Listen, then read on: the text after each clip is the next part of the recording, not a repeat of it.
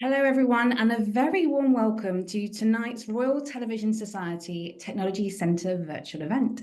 You are highly encouraged to make use of the Q&A box here on Zoom, and we'll hopefully have time to get to a few of your questions at the end of our conversation. To introduce myself, I'm Kim Rowell. I'm Managing Editor of News Production for ITN, a trustee and board member for UN Women UK, and Vice Chair of the Royal Television Society Technology Centre Committee. And it gives me the greatest pleasure to have organised this event for you this evening and to be able to introduce you to our brilliant panel. We have with us tonight Elaysha Smith, Lalita Taylor, Melanie Gray, and Bridget Burger. Now, to set the scene, last International Women's Day, the Institute of Engineering and Technology reported that over 1 million women were working in STEM occupations in the UK. However, according to the UK government, this translated to only 29% of the overall STEM workforce at that time. And the IET's 2024 research also highlighted the most prevalent reasons for this disparity. 45% of women said they were not encouraged to consider STEM careers in school, while 32% were put off by how male-dominated the industry is, which raises the question of how this all translates to STEM roles within the media industry, which is where our brilliant panel for this evening come in. And I will be speaking to them in turn. And joining me first, I have BBC Executive Producer and Co-Chair of the BBC's Women in STEM Network, Lalita Taylor. Lalita, thank you so much for speaking with me this evening. Pleasure. Really happy to be here. And thank you so much for inviting me, Kim. Now, can you tell me more about how you came to be co-chair of the Women in STEM group at the BBC and why it's important to you?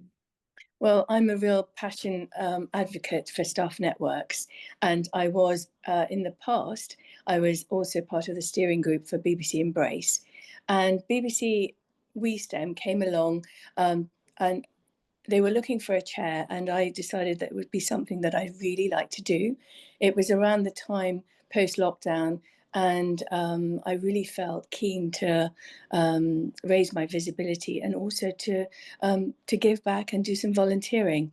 So I applied to be chair of WeSTEM and was very lucky to get it. And I still feel very lucky because it's a great opportunity to do something with STEM. And especially with the digital transformations that we're seeing going so quickly, we are in a place where women really need to make sure that they are at the table to have their voice heard. So I applied and I looked at the board, and we had one person per hub, and I really felt that we needed to empower the women on the board, because I think we are first and foremost a staff network for staff at the BBC, and the thing that we have to do is to kind of really grow the people on the board so that they feel strong and empowered to make a difference to the different hubs. So we have several hubs across the country, and I'm very proud to say that we have started new ones. So we have Bristol. So I was at the Bristol event last night for International Women's Day, and it went really well. And we also have a new staff network hub in Birmingham. And so what I thought would be really great was to empower our board, and the way I did it was to double up each board member so that there wasn't a sort of onerous thing of having, it's hard, to balance the staff network roles and also to continue with the work. So by doubling up, it was, I really was keen to kind of make an engagement on the board. And so it has paid dividends because the engagement has grown, and we have regular meetings. And another way that I empowered the board was to democratise the budget so that the budget would be rolled out to each of the hubs. And that was really critical because I wanted them to be their own success story. And so they would have outreach, I encouraged them to have outreach events and to encourage women to come along and network. And sometimes I think you know, you don't have to do a massive event, but just an opportunity to get women together to talk about what's going on in the work scene and in their home life. And I mean, just to kind of support each other. And I think that's really important post-lockdown to have that opportunity. And and what's great is that then the positivity grows, and we found that more and more was shared in the meetings, and that was really important because we were able then to be our own success story, and we had things, we had events and things that we could share in the newsletter, and that sort of increased our visibility. And by increasing our visibility, it attracted more people to join, and we did more, you know, different events that it's a great place to kind of talk and to share ideas and what we would do. So we've done a book club, we started a book club, we've done, and what was really successful was to start a listening sessions. And the first listening session we did was on the motherhood penalty, and that was really, really went down really well, and we had so much engagement. And I think that sort of starting bottom up and building slowly, we've now grown 40%, and we've got new networks, and I'm very keen to throw my weight in the new hubs. So in Birmingham, which is our newest hub, we've outreached with BMET College, and we've done a live project with them. We did a BBC bite-sized project, and what's fabulous was that just by them having the opportunity to come to the BBC and present the project, the tutor said that it really raised their standards. So we got so much out of it, and I think they did too. And I think the network is really powerful now, and the engagement's really strong. And I'm really proud of the network because we've come a long way from a year ago, or over a year ago. And I think staff networks are fantastic because they're there for, you know, we are empowered if we work together collectively as a community, because then we can be a sounding board between staff and management. We can help. You know, I think we're just powerful as a community, and we all need to have a voice. Yeah, absolutely. And the visibility and the outreach that you're talking about. I mean, when it comes to considering a career in media, I mean, STEM subjects aren't areas that are always at the forefront of people's minds. I don't know if that was the case for you, but is there anything that you think needs to be done to address that? And it might be interesting to hear more about your own experience and how you've kind of evolved into the role that you're currently doing. It's really funny. I mean, I've been at the BBC for over 30, nearly coming up to 36 years. And the subject that I actually joined, I mean, what I came in as was as a librarian, doing meta tagging and you know, coding. And it was so kind of unfashionable. And it's really interesting decades later to see how, you know, that's very much part of the work that we're doing. And I think it's really important as STEM women that we are role models to attract a pipeline of young people into STEM. So the work that We STEM does in, you know, with supporting Girls in ICT Day, and we have STEM ambassadors. We're very active in being role models, and I think that's really important because that's where it starts. So it's not only sort of attracting a pipeline of young people into STEM, but it's also how we can help women stay in STEM. And I think also we're getting a lot of women pivoting into STEM.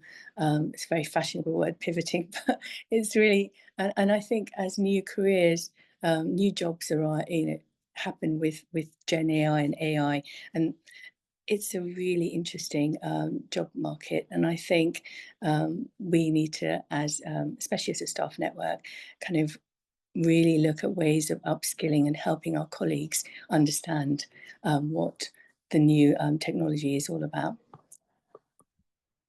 And you personally, I know from experience, invest an awful lot of your time into volunteering, mentoring, and paying it forwards to others.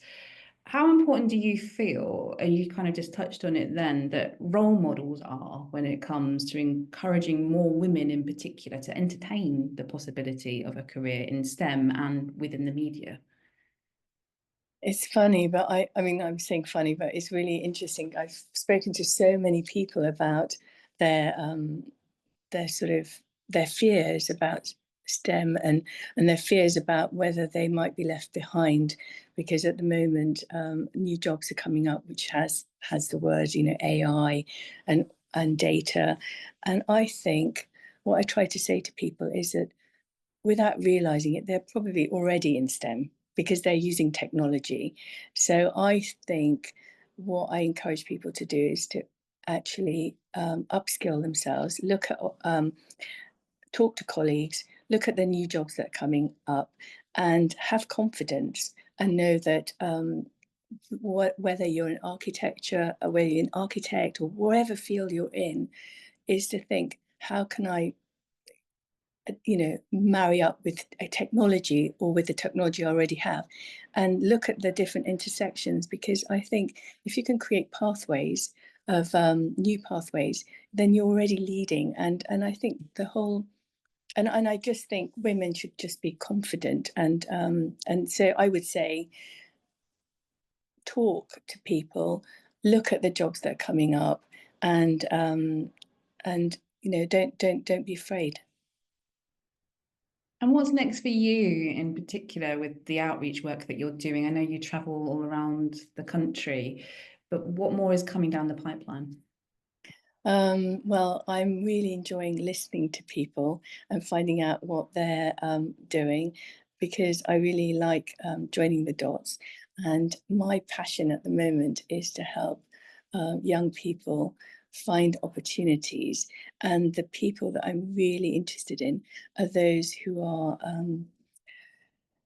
socioeconomic deprived, who are living in, who've lost their confidence and are thinking, what am I going to do next? And is the job market moving too fast for me?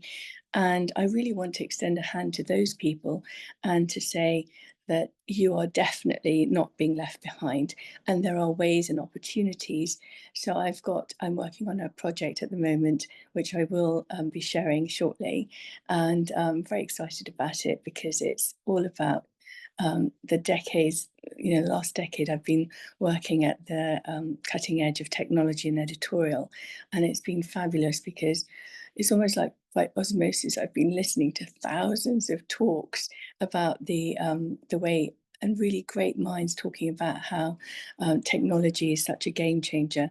And now I feel that there is a great opportunity. We are in that very disruptive landscape where there are amazing bits of technology which can really, if we bridge them all together, um, connect them all together, it's going to create such a powerful opportunity for young people to in the area of work experience. Because I think if we can help people, young people, understand ways, you know, to have this trajectory into understanding technology and how it can bring value to them, I think it's just a fantastic opportunity. Thank you so much, Lalita, and some great and thought-provoking insights there. And if you're happy to stick around until the end of our conversation, the Q&A box is there. So please, everybody, if you're watching and you have some really pressing questions that you want to put to any of our panel tonight, please do use the Q&A. But for the time being, thank you, Lalita, and we'll see you in a little while. Pleasure. Thank you. Okay, and now I'm delighted to be joined by Royal Television Bursary Scholar and journalism student, Elaysha Smith. Hi, Elaysha. Hi, Kim. How are you doing? I'm fine, thank you. How are you? Oh, good, thank you. Thank you so much for joining us tonight. And as a journalism student, do you feel there are enough opportunities for you to consider potential career trajectories around STEM subjects? Is it easy? I think as a journalism student, it's extremely hard to find opportunities within media itself. It's hard to find internships or work experience. So when considering STEM, it gets a lot more difficult. I think it's not as promoted as other topics. I think things such as fashion or sports are highly pushed and promoted with lecturers, But in terms of science journalism or covering technological advances, I don't think it's probably as pushed to journalism students. And as Elaysha was saying just now, I mean, it encompasses things like AI and more advanced technologies. And sometimes they're just things that we embrace and adopt as part of our day to day. Are you finding that as in an academic setting? Is that kind of feeding into what you're doing at all? I think there are a lot of positives towards AI. However, I think there's a lot of misinformation at the same time. So that does kind of help the role of what journalism should be about. Journalism should be about revealing those things to society and helping society use those tools in a positive and constructive way.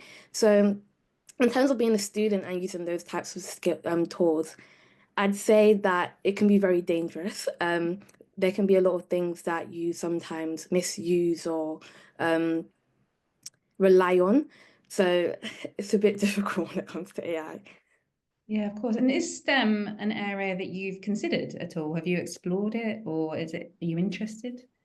Yes, I have. I'd say between the ages of 16 to 18, I was, in a sense, career hopping. I didn't really know what I wanted to get into. I left secondary school with pretty strong GCSEs, so the world was literally my oyster. I could go into anything.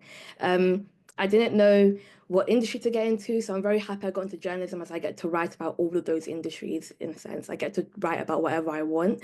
But at the same time, I did have a lot of worries when it came to STEM, mostly because of being a woman and possibly struggling because of my ethnicity and things like that, struggling with pay gaps, and even struggling to get my voice heard. So it was nice to kind of go to the side of being the person to give people the platform to get their voice heard and possibly interview people in those industries. That's really interesting. I read recently some research from Harvard Business School, I think it was, about how boys are more likely to adopt AI to help them with their homework or to, ask questions of perplexity in chat GPT, whereas girls and women are more reticent and see it as not cheating, but, cutting corners, Yeah. things like that. Would you say was that Yeah. you can have a resonance with and an affinity with? I think that my lecturers know my voice. As a second year student, they know the way I write. So it is a bit scary to rely on ChatGPT or AI, as I know that that would essentially be a computer writing for me. I definitely would say that I do see it a bit as cheating. I know there's a few blurred lines around it. So I am a bit cautious about using things like that, but I do understand its importance and it can be a very helpful tool, especially when understanding things that may seem a bit complex. They can break it down in layman's terms for you. But as a student, I wouldn't really promote relying on like that for your assignments, essentially. I'm sure the teachers are very pleased to hear you say that. Congratulations on being a Royal Television Bursary student. I'm sure that's a very exciting prospect for you. Would you say this achievement has opened your eyes and increased your confidence as to what might be possible for you in your career? And it would also be great to hear about what it entails and what you've been up to as part of it. 100% I'd say has increased my confidence. I've sat on tables and had dinners with celebrities, with powerful, influential people. I've been part of conversations that I was literally dreaming of being part of a year ago. What it basically entails is that you get a mentor, you go to lots of events, you get free entry to a lot of events, and you basically get just like a step into the industry. It helps you with getting work experience and things like that. Also quite a very strong and powerful name to add to your CV. So when people see it, they do usually recognize that as, okay, this is someone who has some form of a connection. So I definitely would advise anyone who can apply to apply. It's brilliant to hear. And I mean, from a socioeconomic point of view, I'm talking as myself, as I grew up in North Devon with not an awful lot of opportunities, or very aware of those kind of opportunities. And I'm sure that this bursary has helped you in that capacity. But again, exploring the different subjects, has it opened your eyes to different subjects and interests, or what possibilities are? Has it kind of expanded your horizons in that way at all? Yes, I say when I first decided to go into journalism, I was very close-minded. I thought I would only be like writing articles or on TV, things like that. But with RTS, you get to see there's a whole world behind it. There are people like I've met agents. I've met AJ Dudu's agent once. I was sitting right next to AJ Dudu actually. So things like that. It does make you see that there are careers in things like screenwriting, script writing, development as well, documentaries. There's a whole world behind media that people don't usually consider. And what advice would you pass on to any other students who are about to embark on their studies or trying to figure it all out and making these really important decisions about their futures? I'd say I can't narrow it down enough, but I'd probably give two pieces of advice. One, don't put yourself in a box. I think often we do kind of we're our worst enemy. We do downplay a lot of our achievements. Like right now, I'm currently a journalism intern at Brixton Bugle, where I get to write lots of fun things about the local area I live in. And I'm also going to be a PR intern at a very established consultancy firm. So being able to have two different career paths in front of me it's a bit nerve-wracking at the same time because I have to decide which one I want to go into. But at the same time, it's eye-opening. It's making me see that there are so many things that I can do in this world. I don't need to put myself and confine myself to a box. And the second piece of advice I'd give is know how to sell yourself. And that means when you go to an interview, highlight your strengths, highlight the things that you've accomplished.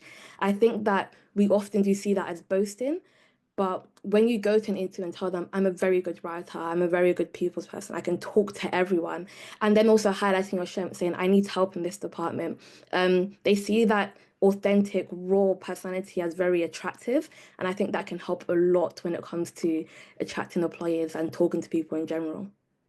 That's some really, really excellent advice. And building on that, what kind of questions do you think students should be asking to ensure they're choosing the right field of study for them? Because you've talked about testing the water a little bit, and that's what you're doing, trying out different, PR and local news and newspapers and things like that. But should they be asking themselves some really pertinent questions? And what kind of thing would you recommend? I say it depends on what level you are in your academic journey. So if you are currently in like just finish your GCSEs, I'd say my go-to rule is pick two A levels that you enjoy and one that can get you anywhere. So do English, do maths if you can. And through that you can kind of diversify yourself and go anywhere. And if you are like me, a university student, I say that you should think about what you want to achieve aside from a career. And I know that might sound a bit strange to say for career advice, but I say, what do you want to get when you're older? Do you want to be able to travel a lot? Do you want to be able to buy multiple properties? Things like that will kind of help you decide which like specific career role you want to go down. With your degree, it's usually you can sell any degree. Interpersonal skills are something that you gain through any degree. So I think just knowing what your personal goals are and then trying to align that with your academic goals will hopefully lead to success. Give such great advice, Elaysha. You really do. What are your own hopes for the future, and where is your career going to take you? That's a very good question. I'd say I just want to continue to grow. I love learning. I think that's why I did go into journalism because I've learned about so many different industries. It hadn't put me in the box. I've been able to talk to athletes, to my favorite YouTuber just by saying, can I write an article about you? Things like that. So I'd say just to continue to grow and hopefully decide on PR or news journalism. That's hopefully what I can do next year, decide what to go into. But just growing, learning, and once I get to a stage I can just putting the ladder back down and helping people hopefully become a mentor in the future and like share that advice or share what I've learned in my career. You are hugely inspiring. Thank you so much. And I have no doubt you've got an incredibly bright future ahead of you. And I really appreciate you having taken the time to join us here and share your thoughts. Thank you so much. Now, please do keep your questions coming. They're the Q&A box. If you just click on that and type in anything you may want to ask any of our panelists this evening, and we'll be getting to them very shortly. But first, I have the pleasure of introducing Professor Melanie Gray, who is Deputy Vice-Chancellor of the University for the Creative Arts, who's kindly agreed to share her experience with us in this space. Now, well, firstly, hi, Mel, how are you? Hi, Kim. Thanks for that introduction. And what a person to follow, Elaysha. What a fantastic student. Incredible, absolutely incredible. Now, you recently you've got a new role, haven't you? A new position within academia. Can you tell us more about what you're doing and all of the responsibilities you now have? Yeah, thank you. Yes, so I've recently this is my second month in being Deputy Vice-Chancellor at the University for the Creative Arts, and the University of the Creative Arts is what we call a specialist university. So it spans the breadth of the creative industries, everything from ceramics, jewellery making, fine art, all up to gaming, creative technology, film, TV production. So the breadth, and we have 3 campuses in the UK and a joint one in China. So I do feel very honoured. I've got 10,000 students at all the different areas, and my role as Deputy Vice-Chancellor is to work very closely with the Vice-Chancellor and the senior exec team to really help, if you like, run the university. And at the core of that, it's very much about ensuring we give opportunities and attract students to come to us, ensuring that students, it's the right choice for them, ensuring that when they're with us, that we provide a great educational experience, exposure, of course, to the kind of craft or the discipline that they've chosen to, but widen their horizons. And then I think thirdly, for the student areas, in terms of ensuring that when a student leaves the university, we have really sort of kind of prepared them and helped them develop in terms of what they're going to do next. You know, for people who are entering the creative industries, and like I say, it's very broad, as we know in this sector. You know, we have a lot of students who will go into self-employment. You know, those who enter more specialist universities, 37% of them will go into self-employment versus 8% in normal universities. So whatever career path a student chooses to go in, we are very much about supporting them and getting them prepared for that. So in a nutshell, I help support running the university, making the students come to us and have a great time while they're here. Not much then. Just yeah, not busy in the slightest, Kim, not big, No. but a real privilege. I want to talk to you about accessibility and what are your hopes and obviously intentions around hopefully levelling and diversifying the playing field when it comes to making creative subjects more accessible, and the importance of your role in making that happen. Yeah, no, and I think that's one of the reasons that, you know, attracted me to kind of, like, develop into a leader at the university side. I mean, like I say, I think that for me enables me to kind of put many platforms in place, be that for students or for staff. And I think that's incredibly important, especially for females. So, you know, I have a really sort of kind of strong mantra and strong ethos around kind of actually giving opportunities for all, and ensuring that we have doors open and absolutely make sure that kind of when people move through those doors to opportunity, that they're fully supported. You know, for example, what I mean by that, so, you know, at universities, we only have 20% of professors who are female. And I think that number, obviously, when you're talking about stats, it's something that kind of, myself as an advocate of females in academia and females in the media industry and kind of, and how tech works into that. It's about encouraging staff and actually their development plans around that, so levelling the field on that side. And then when you look at the student bodies, you know, I mean, I think kind of interestingly, you know, universities attract more female students than male anyway. You know, it's about 55% females versus 45% males. But really interesting, if you look at sort of like some of the STEM subjects, the really kind of core STEM subjects, that's nearly up to 90% are male orientated in terms of boys choosing to go into those subjects. So when my role, I see, is in terms of really encouraging all students, but in particular females, to kind of come on board, do a degree in a subject that actually they might not have thought about going into a discipline going forward. And that whole creative tech side and gaming and kind of, you know, film production, analysis, etc., is a real area of passion for mine, to kind of, like say, present opportunities and making sure that they see themselves in those roles and see role models in those roles as well, Kim. So yeah, as I say, I do use the term privilege quite a lot, because I think in this position I'm now in, it is something that kind of actually allows me to hopefully encourage and support others through that. And you said there, was it 90% of STEM subjects are occupied, and that's male, Yeah. male students. Yeah, so kind of around about 90% of kind of students, undergraduate students who choose to do a degree in STEM subjects, I'm talking engineering, tech and computing, are male. So when you sort of think about the fact that kind of, yeah, so straight away, you know, we're talking about, you know, women going into that area, you know, those are the core subjects. What we have to do is introduce STEM into all of our subjects, and that's one of the reasons why I've gone to a more creative industries university. So we embed STEM in everything we do. I think kind of Lalita was talking about AI earlier. So, you know, how do we bring in AI into sort of areas such as film production courses? So we actually introduce sort of kind of those more, you know, like STEM elements into all of our courses. But yeah, if we're still looking at the stats at the moment, you know, kind of males, boys, kind of are more attracted into going into university courses, which are STEM orientated. Because that's organically off-putting, isn't it? It's or intimidating. As a woman looking at that outside in, it's almost just like, oh, okay, I've got to get over that hurdle, whether it's a psychological hurdle or literally Yes. a physical hurdle. That's actually something quite tangible to put people off, potentially.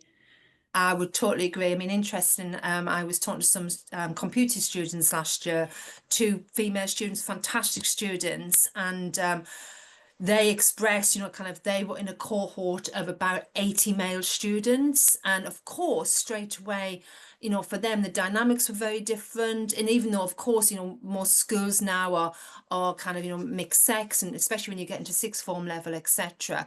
But then to come into a university situation at 18 or 19-year-olds and being quite a male dominated environment, you know, they were finding some of that, one, sort of kind of quite intimidating, and which is an awful term that any female should find.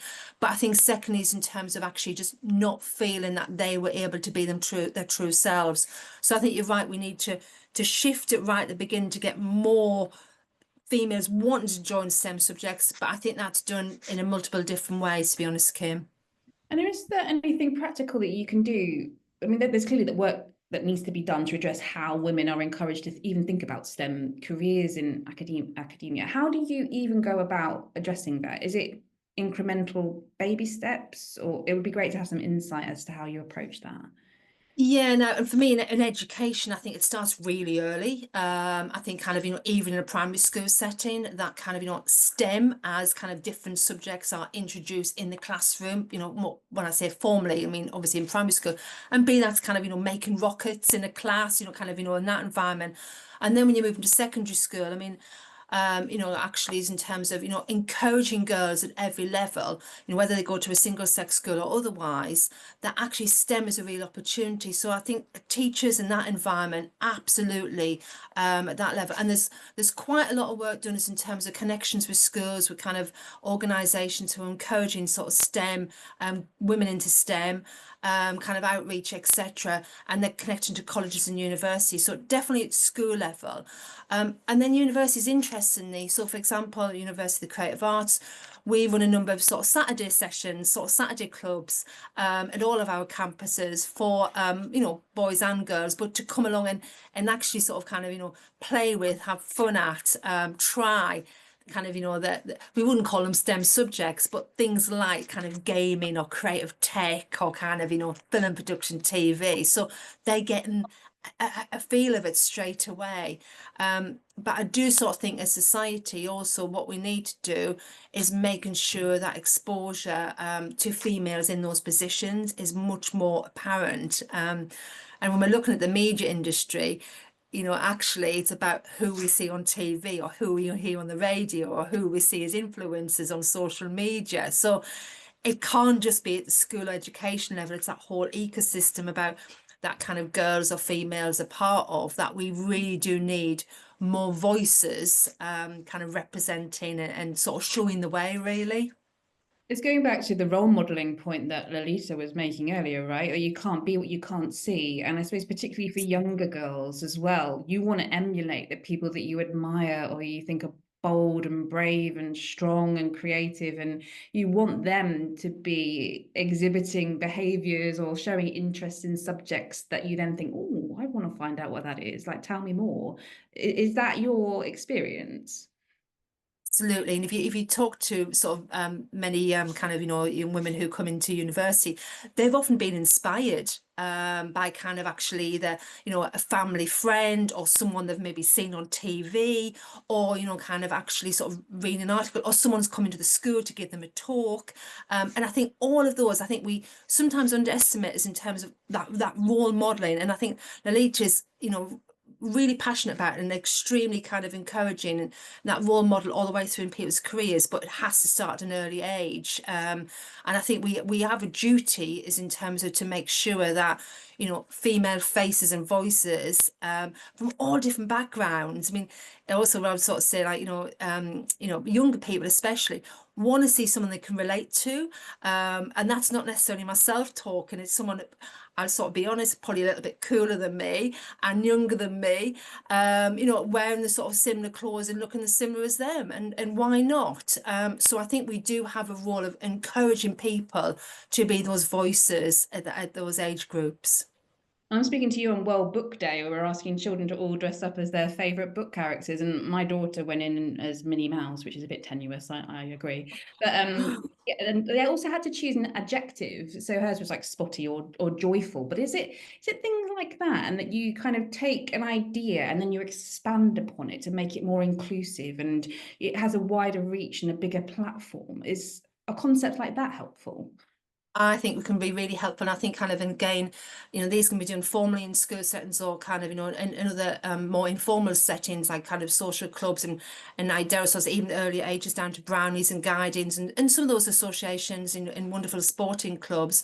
But I think kind of, I've seen some great initiatives in schools where they've, introduced kind of look, Taylor Swift songs, for example, into kind of, science lessons, is in terms of actually sort of showing how you can deconstruct something and put something back together in a different way. So really quite, kind of different ways of looking at it to get, quite honestly, a little bit of interest around that as well. So, or introducing it is in terms of, let's do a kind of, art experiment about, looking as in terms of kind of how an atom's formed, so there's ways and means. And I think we owe a great service to our sort of kind of educators at primary and secondary school level before people even come to university, to kind of get that sparks of imagination, which I think kind of,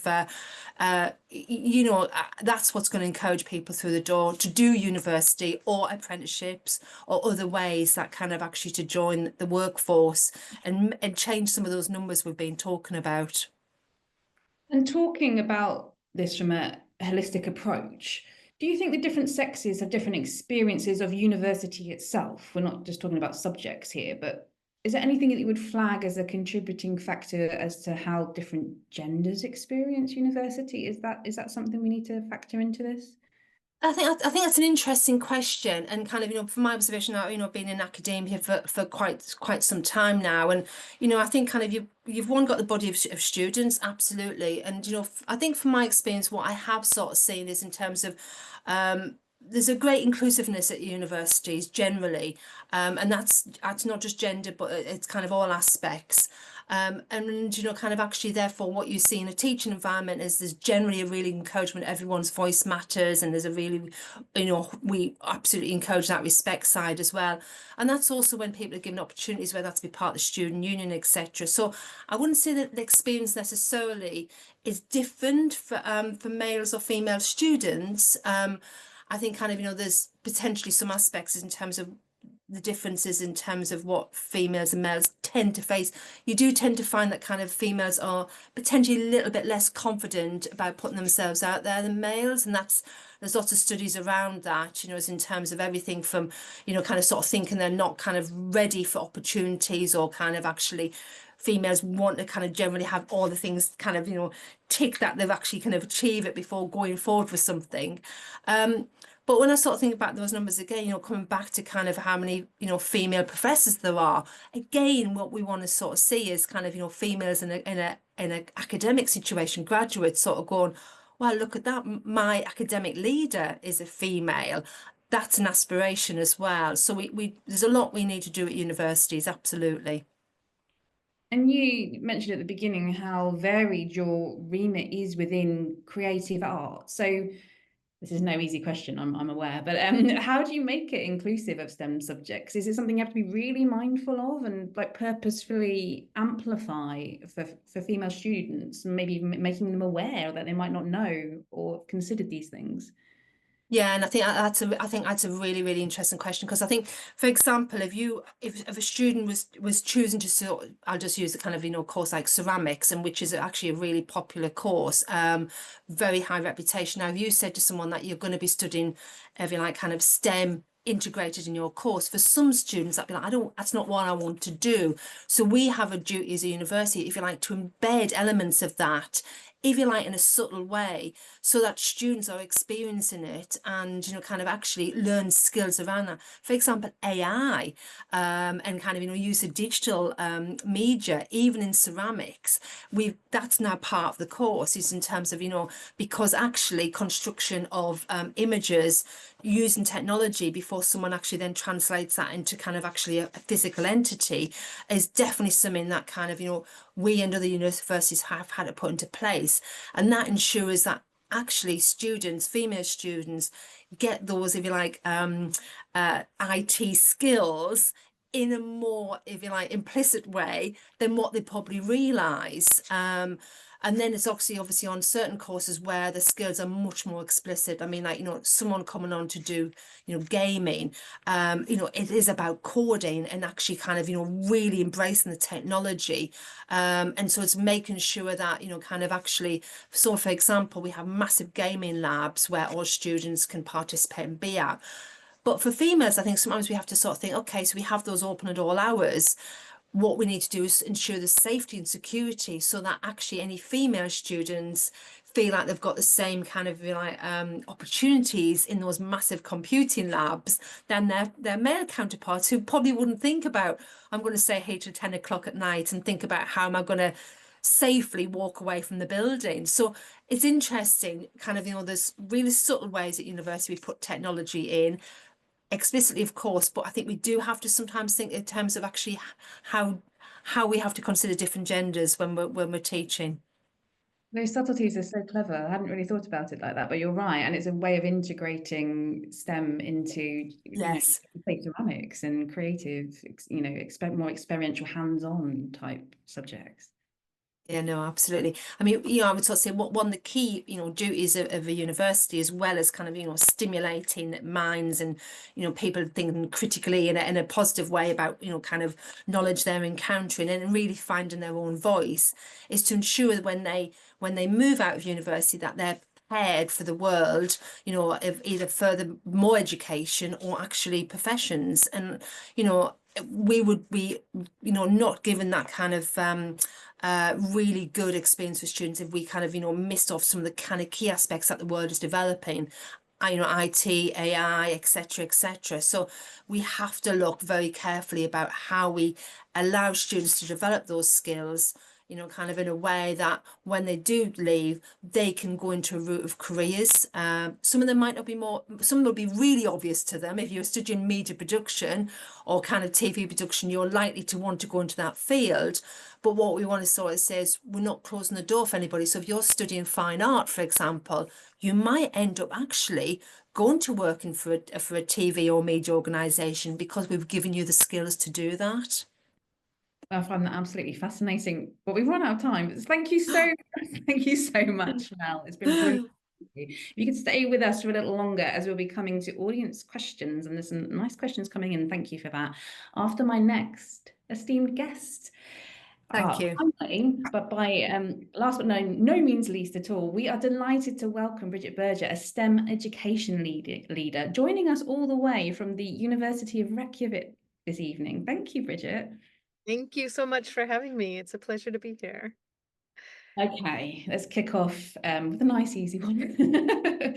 How and why, in your opinion, is it that Iceland is seen as a standard bearer when it comes to young girls' education, especially regarding STEM subjects?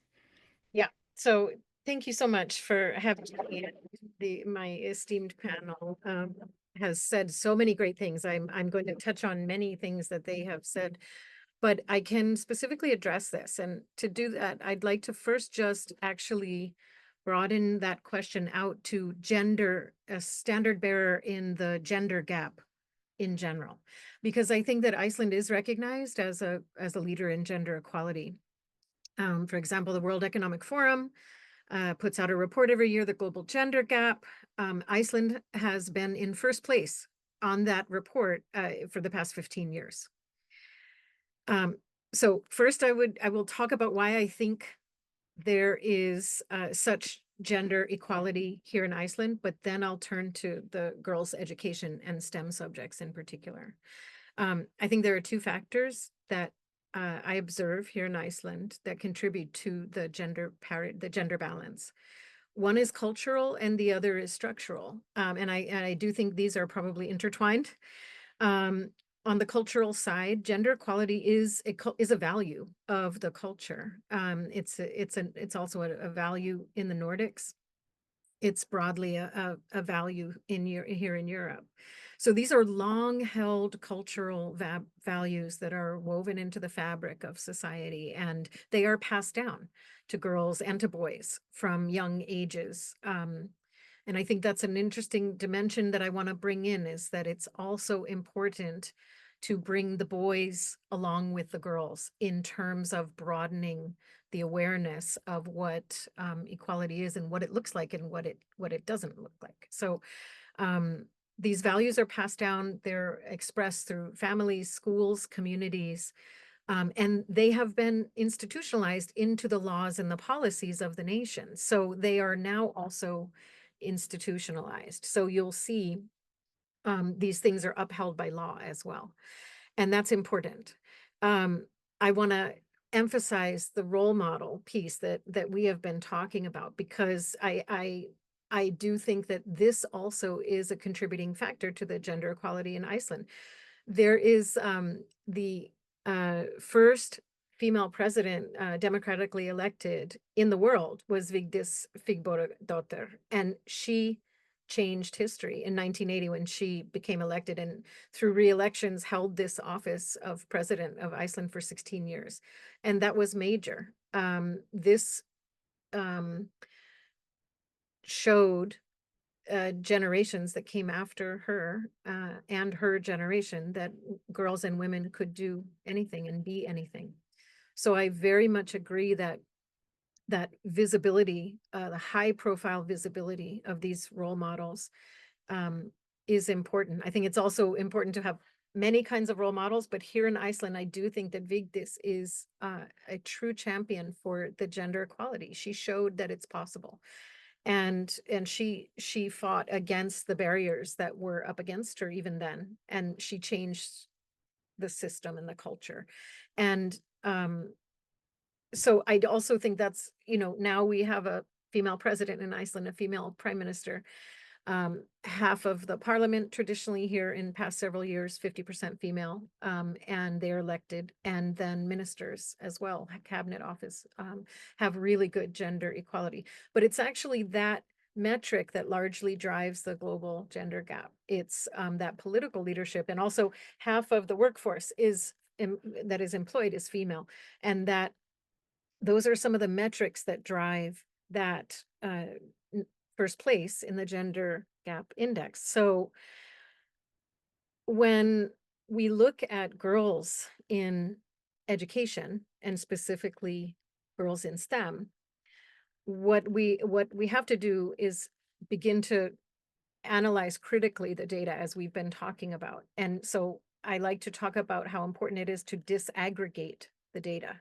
So when we look at STEM, we have to actually also look and compartmentalize, separate out, disaggregate healthcare, which is generally where women are more represented, and the core STEM subjects like physics, engineering, computer science, where women are traditionally underrepresented. And if we do that here in Iceland, we actually find that women in the higher education system, at the national university, at the public university, University of Iceland, they hold 16% of the enrollment in those fields, in the core STEM subjects. And that is actually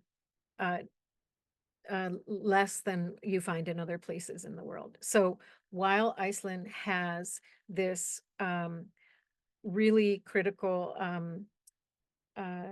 role to play in championing gender equality, I guess my message is that there's still work to be done. And I think so. What I also know is we've been talking a bit about what drives the decision to go into STEM or not to go into STEM. And the research shows it has to do with the self-confidence that girls have. And that self-confidence plays a huge role. And so in Iceland, something happens from that young, something happens between the age of the young girls and by the time they get to decide to take a STEM pathway into high school and university, something changes. That self-confidence changes. So this is why I say, if we collect the right data and disaggregate that data, analyze and think critically about that data, it tells us where these problems are. It helps us pinpoint where we're doing well and where there are problems. And this is true for girls' education and for boys' education. So, we want equality. So it's important to take a look at disaggregating this data, and then we can develop the interventions to fix it. So that's, I guess, my first message on that question. And I would also just add that in a way, the good news is that the confidence comes from the family, comes from society, and from the community.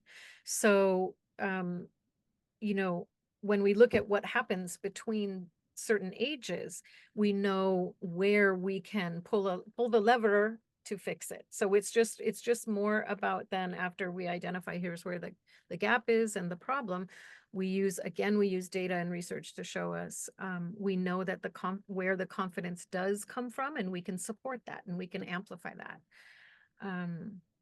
Yeah. I find that really interesting, because I do a bit of work in the kindness space, and it's similar with children and kindness, in the sense they stop being kind when they get embarrassed, which normally comes around the time of puberty and things like that. So there seems like there's maybe a synergy there. But I would love to know more about how you came to reside in Iceland, because you're not from Iceland, are you? So it'd be great to hear more about your work and how you come to be where you are. Yeah, I would happily tell you about that.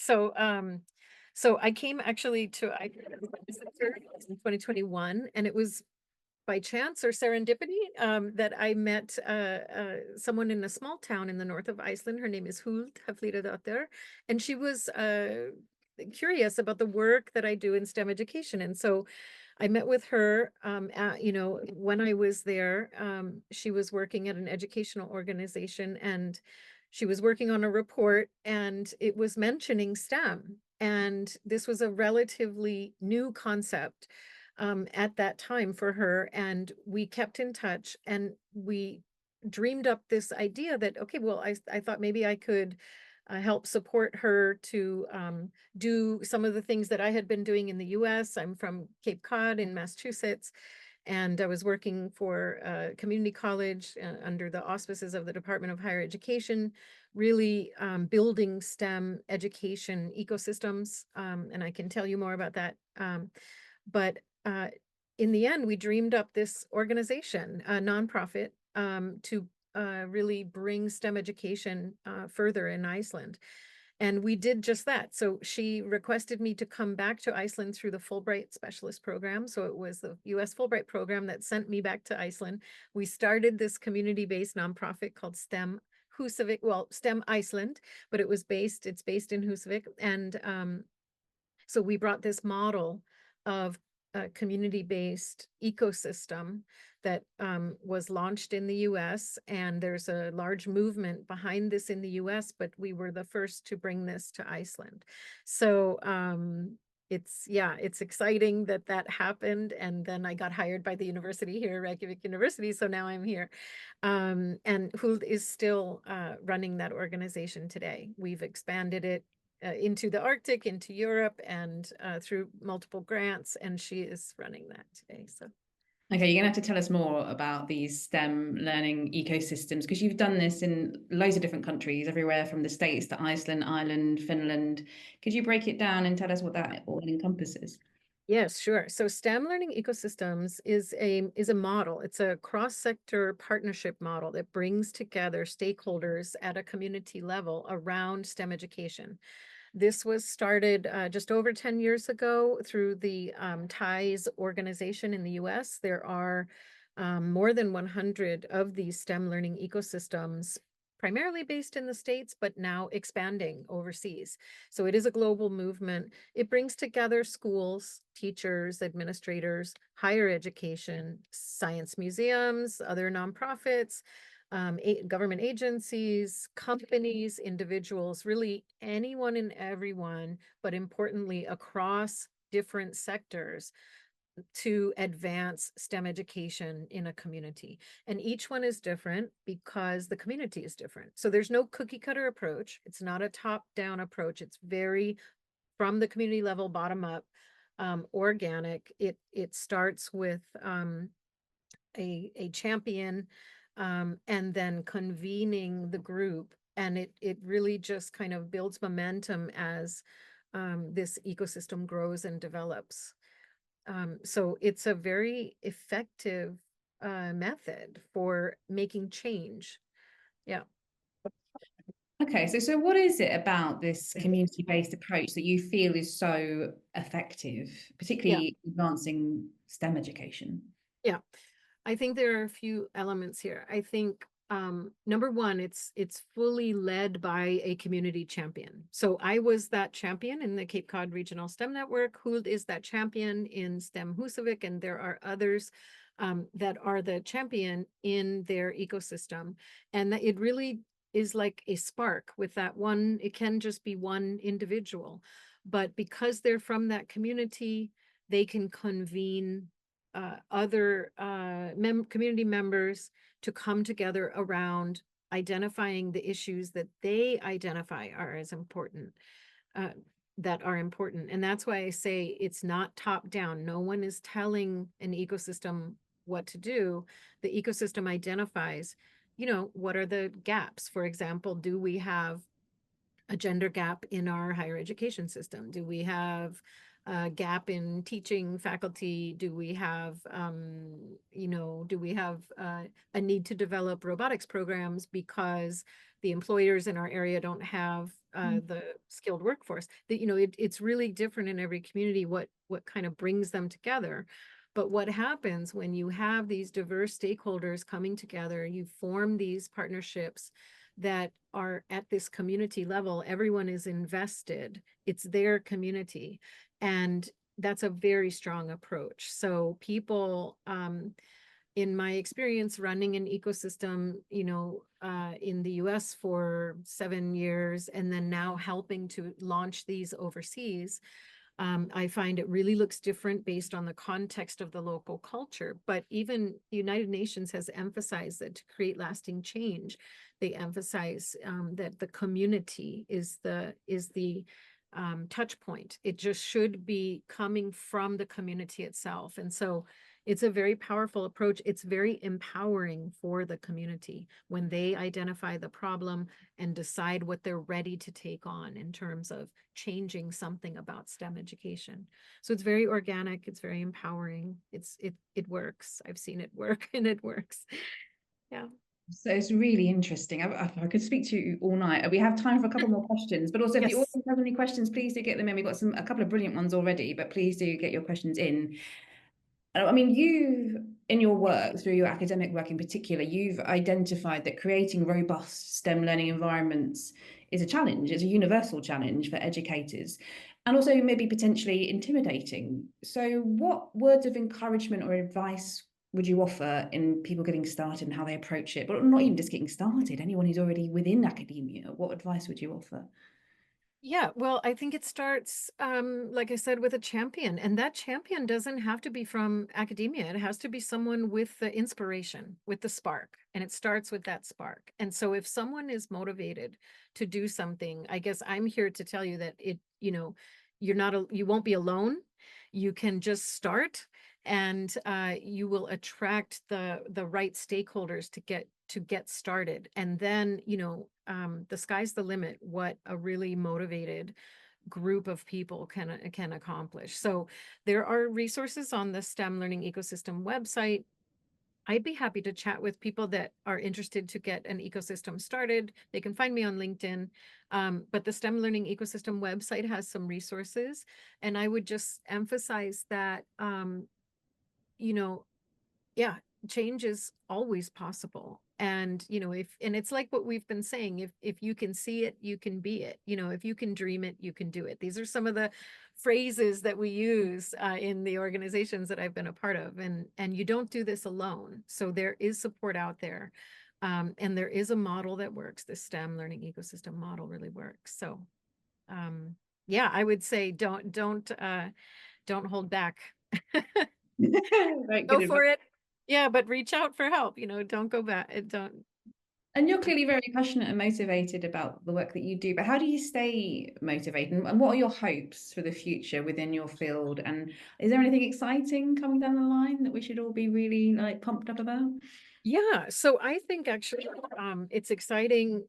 I stay motivated just because the work keeps me motivated. Actually, it gives me energy. I love what I do. So that's I just keep doing what I love, and I have so much energy for it. But I'm excited because the STEM learning ecosystem movement is growing. So it's really amazing to see how this takes shape in different countries now. As you mentioned, the countries that I've been a part of in the Arctic and in Europe, focusing on building this infrastructure for STEM education. That's really exciting to see it grow.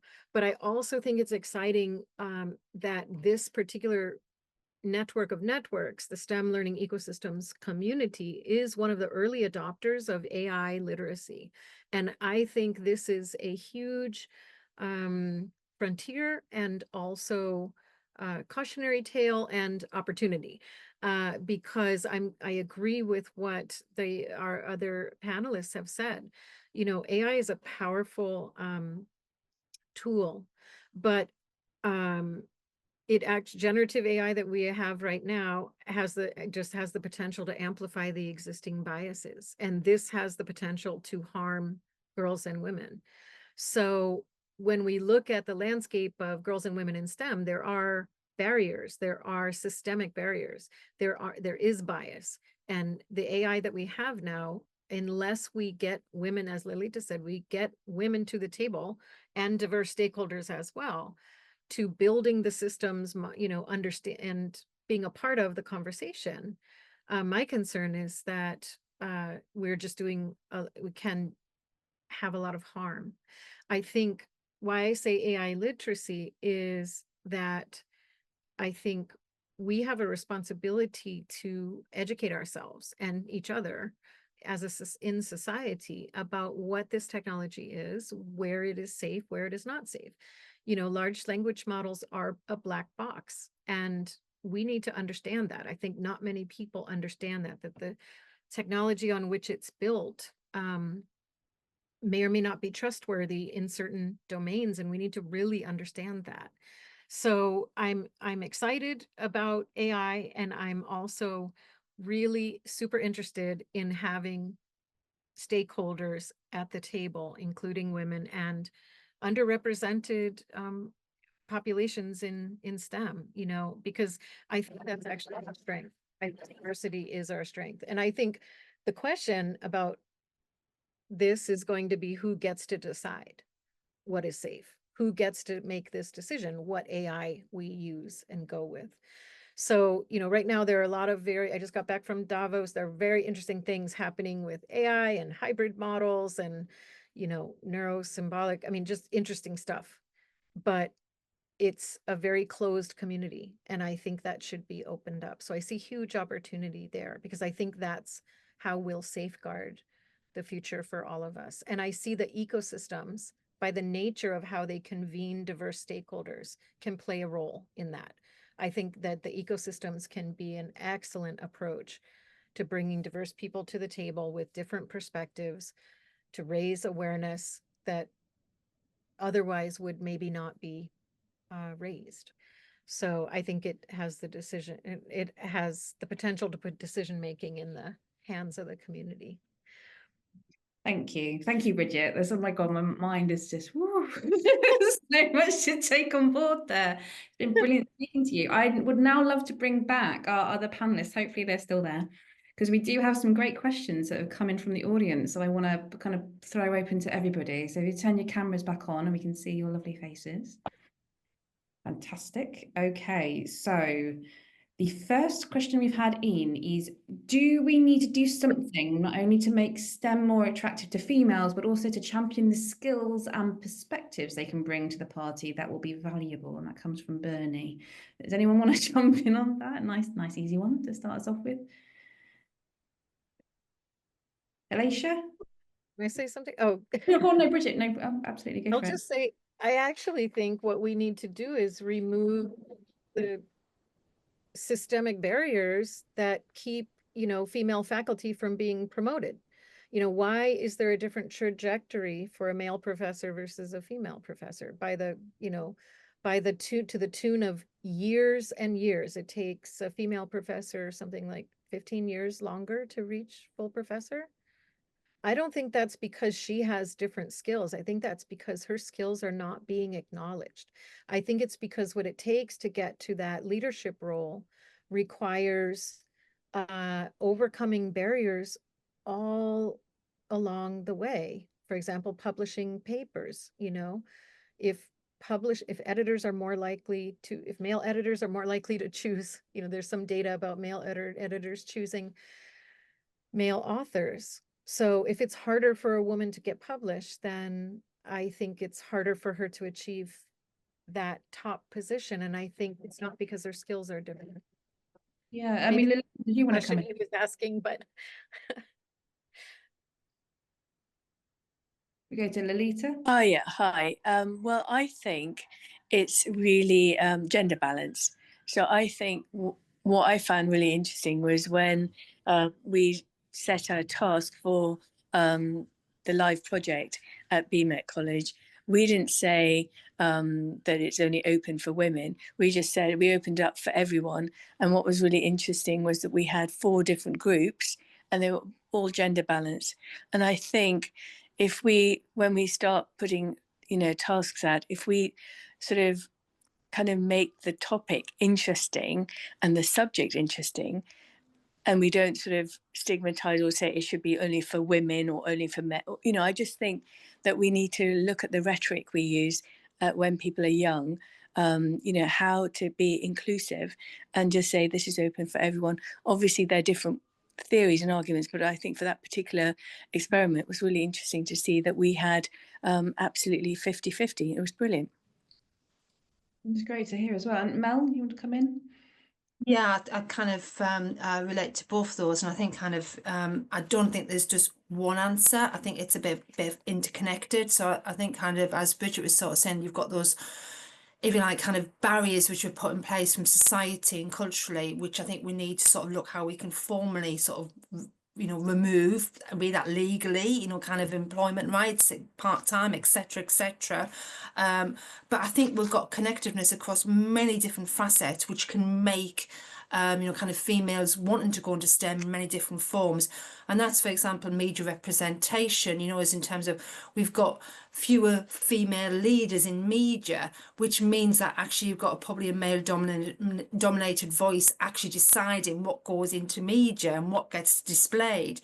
You've got ChatGPT, which for all intents and purposes, at crude level, it's just an aggregator of all information that's come before. So if you're asking it for knowledge, it's going to sort of, if you like, kind of spur out what's been said by generations of males in the past. Bias is already there, isn't it? The bias is inherent almost. Exactly. So you've got interconnectedness of, like, you know, industries and culturally and societies and laws that we really do need to look at holistically to make this happen. So that doesn't really answer the question, just makes it quite difficult to overcome. But yeah, I think the fact we're talking about it is a really positive. Thank you for that. And Elaysha, you come in as well? I agree with what Lalita said about starting when girls are young. I think that if a child is in primary school, we should start to showcase and highlight their achievements. Whether that's doing a pop quiz on biology and they get a good grade, I think we should start actually telling them that this is something that you can get into. I think also when it comes to secondary school, and picking your options for what to study, I think we should start to push girls more into studying things like triple science. I know that when I was in school, there was more of a promotion of studying things like food tech or studying art. But then my parents told me study triple science, try and get a well-rounded information about the world. And I'm very grateful that they did that. It did open a lot more doors for me. So I think pushing girls into out of their comfort zone and telling them this is also achievable would help promote girls into going into STEM. Brilliant.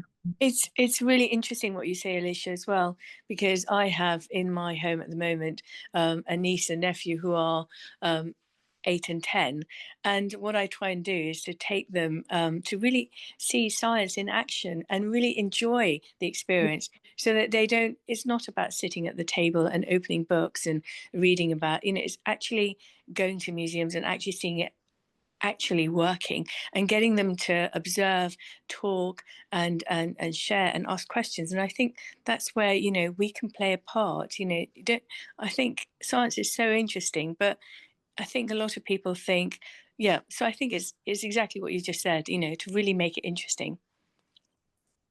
We've got two other brilliant questions and probably only time to answer one of them. So let me try and mix them. Okay, so this is from Bev. Thank you, Bev. Are there any plans to educate parents of primary age girls regarding STEM opportunities? And a suggestion question, are there any travelling STEM fairs? And thank you for that one. And then a question about mixed education. And is that detrimental to female confidence? I mean, Iceland is probably quite well known for advocating for single-sex education, but it would be great if anyone has any insight. Bridget, you have your hand, so let's go to you first. Yeah. I would just say, you know, to Bev's question, parents, I didn't mention this, but parents are one of the stakeholders, one of the key stakeholders in a STEM learning ecosystem. So in regards to bringing parents in as part of the process, it's very much part of the STEM learning ecosystem process. So that does help a lot. And it's a critical component because it's where, as I mentioned, the confidence from the girls come, and also other studies show that that is where they from and with parents, they make their career path choice by sometime around middle school. So it is a critical part to bring parents along as well.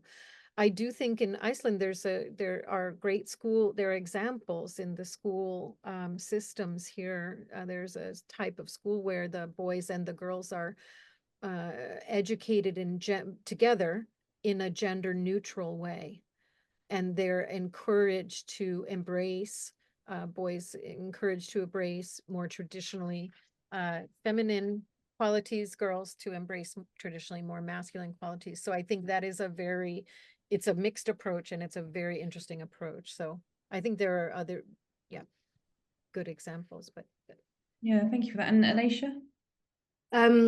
Of course, I'm a student, so I haven't actually gone fully into the industry yet. But in my internship in Brixton Bugle, one of my plans are to interact local schools and get possibly students to write pieces and publish that in the newspaper or online. So in terms of that with STEM, I'm also planning to hopefully get like a section highlighted for women, just so that I know when I was in school, if I had someone who published a piece of my work, it would have helped me know I wanted to get into journalism a lot quicker. I wouldn't have had to go through so many different industries, so many different career options. And in terms of mixed education, I agree with what Bridget said with having mixed classes but an equal platform, essentially.